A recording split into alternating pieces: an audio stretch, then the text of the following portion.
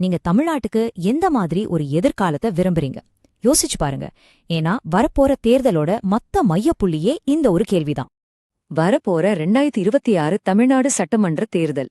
இது வெறும் ஒரு எலெக்ஷன் தானா? இல்ல, நம்ம மாநிலத்தோட அரசியல் போக்கே தலைகீழா மாத்தப் போற ஒரு புதிய சகாப்தத்தோட தொடக்கமா இருக்க போகுதா? வாங்க, இத பத்தி தான் நாம இப்போ ஆழமா அலச போறோம். பல வருஷங்களா, ஏன் பல பத்தாண்டுகளாவே தமிழ்நாட்டு அரசியல்னாலே நமக்கு என்ன ஞாபகம் வரும்? ரெண்டே ரெண்டு பெரிய கட்சிகள், அவங்களுக்குள்ள நடக்கிற அதிகார போட்டி, இதுதானே? சரி, களத்துல இருக்கிற மெயின் பிளேயர்ஸ் யாருன்னு பாப்போமா? ஒரு பக்கம் இப்போ ஆட்சியில இருக்கிற திமுக. அவங்க திராவிட மாடல் அப்படின்னு ஒரு விஷயத்த முன்னிறுத்துறாங்க. அதாவது சமூக நீதியையும் பொருளாதார வளர்ச்சியையும் ஒன்னா கொண்டு போறது. அவங்களோட டார்கெட் என்ன தெரியுமா? திரும்பவும் ஆட்சியை புடிச்சு 200 சீட்ல ஜெயிக்கணும். இது ஒரு மிகப்பெரிய இலக்கு. சரி, இவங்களுக்கு எதிரா யாரு? எதிர்க்கட்சியான அதிமுக.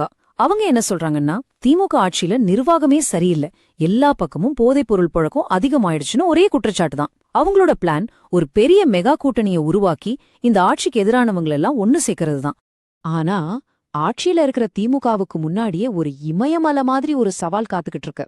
இந்த நம்பரை பாருங்க, 10,71,000 கோடி ரூபாய். என்னது இதுன்னு கேக்குறீங்களா?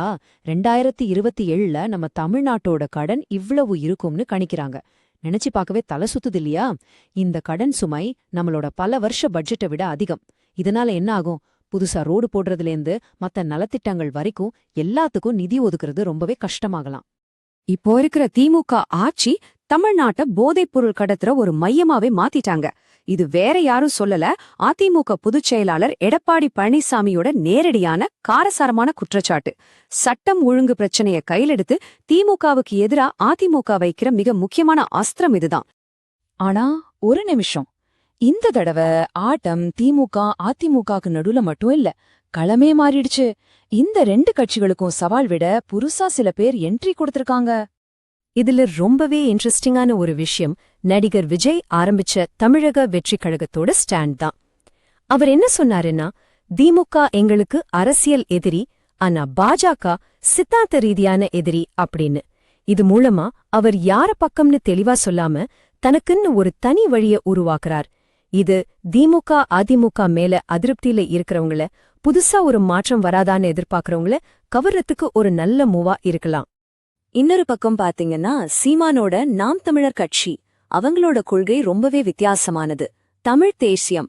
இத்தனை நாளா நாம பேசிட்டு இருந்த திராவிடம்ங்கிற வார்த்தையே அவங்க கேள்வி கேக்குறாங்க. தமிழ்நாட்டை தமிழர்தான் ஆளணும்னு ஒரு மாற்று அரசியலை ரொம்ப அழுத்தமா முன்வைக்கிறாங்க. சரி, நாம் தமிழர் கட்சி ஆட்சிக்கு வந்தா என்ன செய்வாங்க?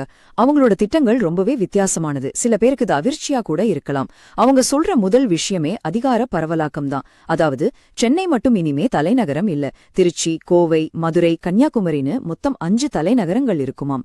அப்புறம் விவசாயம் தான் நம்ம பொருளாதாரத்தோட அச்சாணின்னு சொல்லி அதுக்காக ஒரு 10 ஆண்டு பசுமை திட்டத்தையும் கொண்டு வருவோம்னு சொல்றாங்க. இது உண்மையிலே ஒரு பெரிய ஷிஃப்ட்.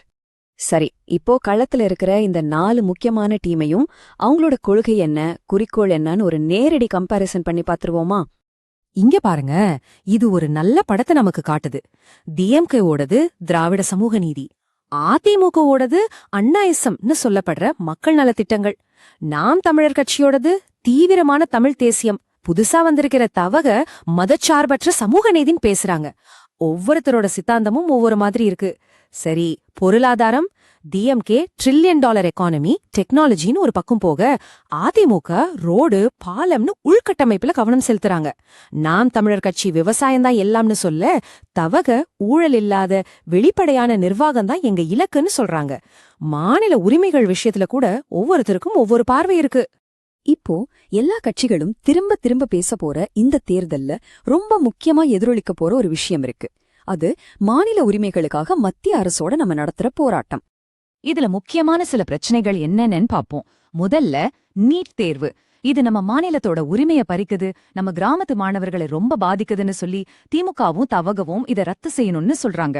2வது தொகுதி மறுவரையறை.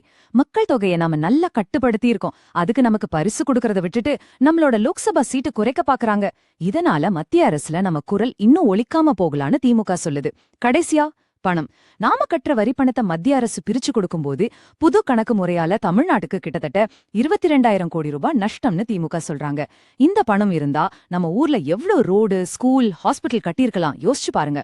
சரி, அரசியல், பொருளாதாரம் எல்லாம் ஓகே.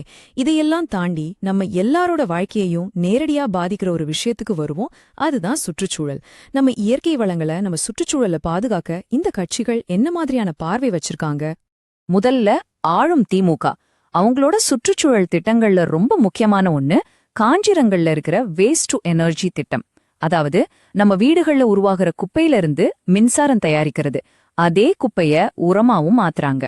இந்த மாதிரி ஒரு திட்டம் மத்த ஊர்களுக்கும் ஒரு நல்ல மாடலா இருக்கு. சரி, அதிமுக என்ன சொல்றாங்க?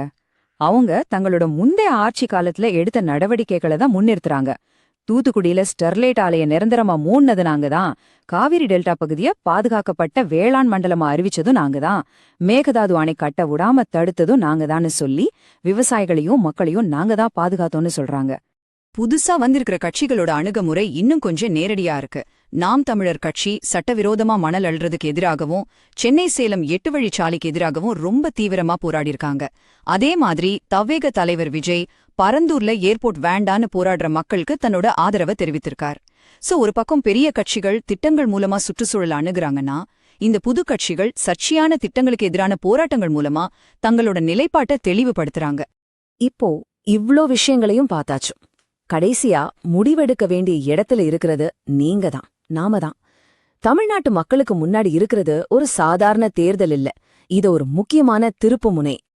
இது வெறுமனே ஒரு கட்சியை தேர்ந்தெடுக்கிற தேர்தல் இல்ல.